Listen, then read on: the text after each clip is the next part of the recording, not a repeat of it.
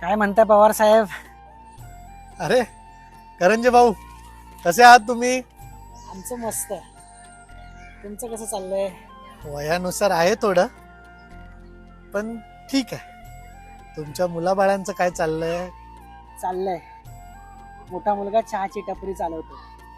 छोटा मुलगा काही ते IT असतं ना, त्याच्यात कामाला आहे.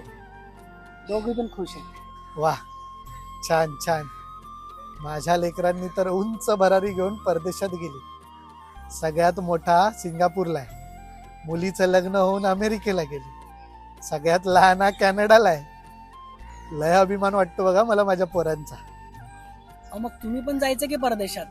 अहो करंजे, आपल्याला झेपतंय का ते? सुनबाई सांगते की माझी, बाबा तुम्ही तिथेच राहा, इथे आलात तर आजारी पडाल, बर्फ पडतो ना तिथे. लेकरं पाहिजे तेवढा पैसा पाठवतात. तिथे एक बाई पण ठेवली आहे धुण्या भांड्याला, जेवणाला. मला म्हाताऱ्याला काय लागतंय हो? म्हाताऱ्याला काय लागतंय? म्हाताऱ्याला लागते ती साथ, आणि शेवटच्या क्षणाला त्याच्या लेकराचा हातात हात. आयुष्यात पुढे जाताना ज्यांनी आपल्याला मार्ग दाखवला तेच तर मागे सुटत नाहीयेत ना.